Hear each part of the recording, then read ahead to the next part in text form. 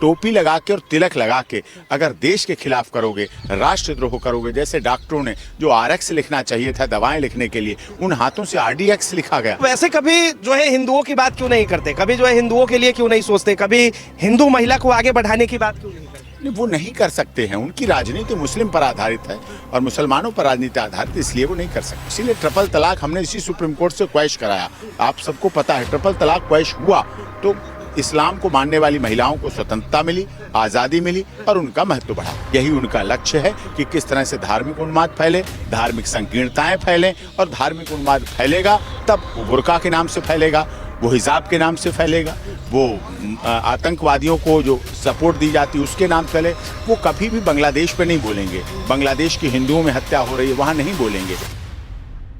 नमस्कार, आप देख रहे हैं पॉलिटिकल विवाद और मैं हूं आपके साथ विनायक कुमार। देखिए, ओवैसी के बयान के बाद घमासान मच गया है। जिस तरीके से उन्होंने कहा कि आने वाले वक्त में बुर्खा वाली भी भारत की प्रधानमंत्री बन सकती है, इस पर पलटवार करते हुए जगत गुरु रामभद्राचार्य ने भी कह दिया कि नहीं, साड़ी पहनने वाली महिला ही इस देश की प्रधानमंत्री बनेगी। इन तमाम मुद्दों पर लगातार घमासान जारी है। कपिल मिश्रा भी इसी बीच कूद गए और उन्होंने भी जो है बड़ी कड़ी प्रतिक्रिया दे दी। इन तमाम मुद्दों पर बातचीत करने के लिए इस वक्त हमारे साथ सुप्रीम कोर्ट के senior advocate doctor AP Singh हैं, जुड़ेंगे, बातचीत करेंगे। सर, किस तरह देखते हैं कानून के नज़रिए से और इस देश के नागरिक होने के नज़रिए से?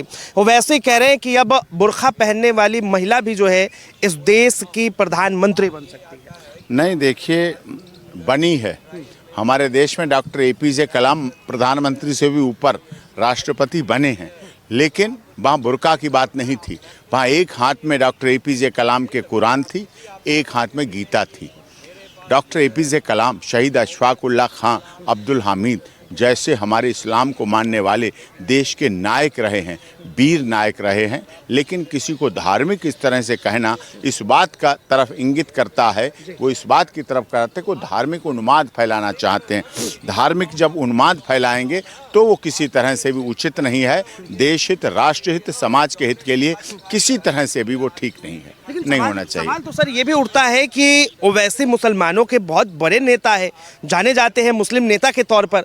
वो कभी जो है ट्रिपल तलाक को लेकर, CAA NRC को लेकर सरकार को जो है समर्थन नहीं देते, लेकिन अब अचानक ऐसा क्या हो गया कि वो कह रहे कि बुर्खा वाली महिलाओं को आगे आना चाहिए? वो अपनी वोट बैंक की राजनीति करना चाहते हैं, वोट बैंक को बढ़ाना चाहते हैं। अपनी वोट बैंक की राजनीति बढ़े और वोट बैंक की राजनीति को बढ़ाया जाए, इस बात के लिए वो काम कर रहे हैं। और यही उनका उद्देश्य है, यही उनका लक्ष्य है कि किस तरह से धार्मिक उन्माद फैले, धार्मिक संकीर्णताएं फैलें, और धार्मिक उन्माद फैलेगा तब वो बुर्का के नाम से फैलेगा, वो हिजाब के नाम से फैलेगा, वो आतंकवादियों को जो सपोर्ट दी जाती है उसके नाम फैले।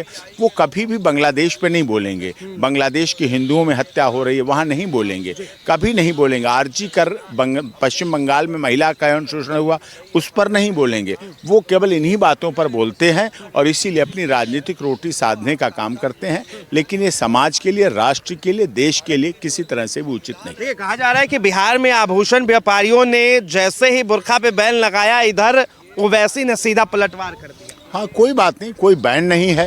ये पलटवार क्या, उनका अपना बयानबाजी है, राजनीतिक सोची समझी बयानबाजी। ओवैसी जी काफ़ी योग्य हैं, बुद्धिमान हैं, नब्ज को समझते हैं, किस तरह से वोटों का ध्रुवीकरण किया जा सकता है, किस तरह से वोटों को बदला जा सकता है, मोड़ा जा सकता है। इसी उद्देश्य से वो कार्य कर रहे हैं और इसी उद्देश्य में वो सफल हो रहे हैं। क्या बुर्खा पहनकर जो है देश का नेतृत्व किया जा सकता है?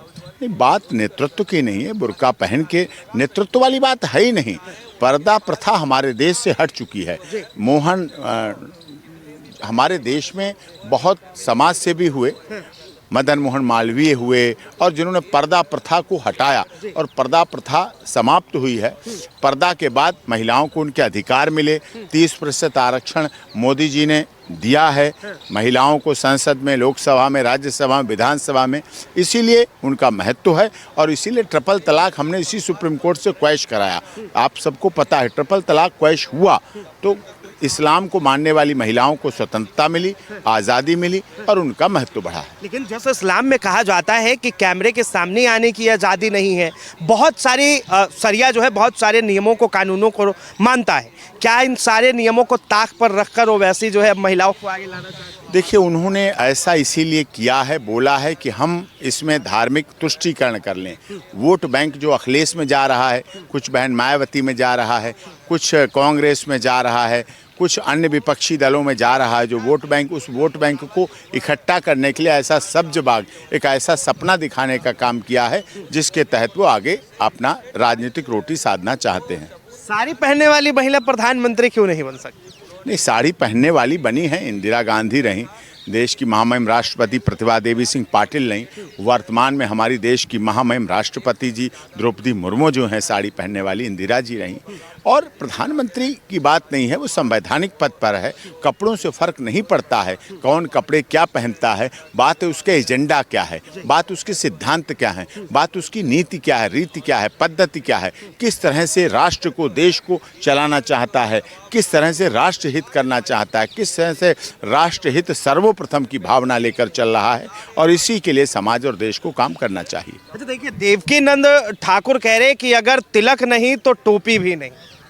नहीं, देखिए, तिलक लगाना अपने सनातन धर्म में है। जो तिलक लगाता है वो तिलक लगाता है, जिसे टोपी लगानी वो टोपी लगाता है। टोपी लगाओ, तिलक लगाओ, इससे कोई फ़र्क नहीं पड़ता। बस टोपी लगा के और तिलक लगा के अगर देश के खिलाफ करोगे, राष्ट्रद्रोह करोगे, जैसे डॉक्टरों ने जो RX लिखना चाहिए था दवाएं लिखने के लिए, उन हाथों से RDX लिखा गया, उन हाथों से RDX मिला 3-3 हज़ार किलोग्राम, उन जिन हाथों में स्टेथोस्कोप, अल्ट्रासाउंड की रिपोर्ट होनी चाहिए थी, उन हाथों में AK-47 रिवॉल्वर गोली बरामद पकड़ी गई, लाल किला का बम कांड हुआ। तो इस तरह से अगर CPMT और MBBS MD और 10th और 12th के टॉपर आतंकवादी बन सकते हैं, तो भी ये देश की शिक्षा की नीति की भी गलत बात है कि ऐसी शिक्षा का क्या फ़ायदा, ऐसी शिक्षा किस फ़ायदे की जो प्रोफेसर, चार्टर्ड अकाउंटेंट, डॉक्टर ये सब आतंकवादी बन रहे हैं, वो पूरी तरह से गलत है। अच्छा सर, देखिए, बुर्का का जिक्र होता है तो सवाल उठता है कि कई आतंकवादियों ने जो है बुर्का पहनकर मुंह छिपाकर भागा है, तो क्या बुर्का को जो है बदनाम किया जा रहा है, इसे बैन करना? बुर्का घर की चीज़ है, ऑफिशियल नहीं है, ऑफिशियल उसका कोई महत्व नहीं है। घर पे है, आप बाजार जा रहे हैं, रास्ते में जा रहे हैं, सड़क पे जा रहे हैं, उनकी इज्जत आबरू को है, शरीर को ढकने का तरीका है, उस पर भी किसी को आपत्ति नहीं होनी चाहिए, लेकिन बुर्के को राजनीति से नहीं जोड़ सकते, नहीं जोड़ना चाहिए। लेकिन बुर्का पे तो बवाल मचा हुआ है। बुर्का पे बवाल क्या मचा हुआ वो अलग विषय है, लेकिन बुर्के को राजनीति से नहीं जोड़ सकते, जोड़ना नहीं चाहिए, वो निजी मामला है, धार्मिक मामला है।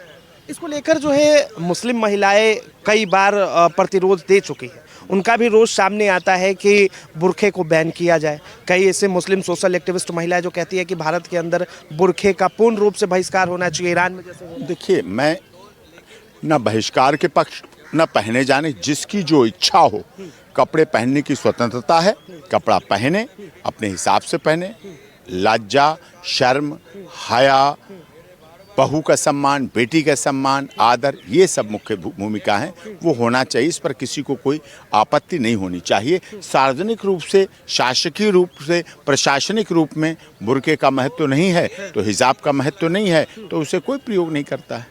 लेकिन वो वैसे कभी जो है हिंदुओं की बात क्यों नहीं करते, कभी जो है हिंदुओं के लिए क्यों नहीं सोचते, कभी हिंदू महिला को आगे बढ़ाने की बात क्यों नहीं करते? वो नहीं कर सकते हैं, उनकी राजनीति मुस्लिम पर आधारित है और मुसलमानों पर राजनीति आधारित, इसलिए वो नहीं कर सकते। देश तो सेकुलर है ना सर? देश सेकुलर है, लेकिन वो उनकी भावना नहीं है ऐसी, वो कभी नहीं करते हैं। इस देश में जब हिंदू मारे जाते हैं, कभी नहीं कहते जब हिंदुओं की हत्या होती है, कभी नहीं कह रहे हैं बांग्लादेश में दलित की हत्या हुई, कभी नहीं बोलते बांग्लादेश में जब पश्चिम बंगाल में मुर्शिदाबाद भर गया पलायन करने वालों से, मालदा भर गया पलायन करने वालों से, वो नहीं बोलते। कभी बोलेंगे? नहीं बोलेंगे, नहीं बोलेंगे भी नहीं, उम्मीद ही नहीं। नहीं, उम्मीद भी नहीं। बहुत बहुत धन्यवाद तमाम जानकारी के लिए। तो देखिए, सुप्रीम कोर्ट के senior advocate doctor AP Singh ji थे, जिस तरह से लगातार बुरखे को लेकर विवाद चल रहा है, उस पर इन्होंने अपनी बातें रखी। इसे लेकर आपकी क्या राय है, अपनी राय जरूर दें। फिलहाल के लिए इतना ही। ऐसे तमाम खबरों के लिए देखते रहे पॉलिटिकल विवाद।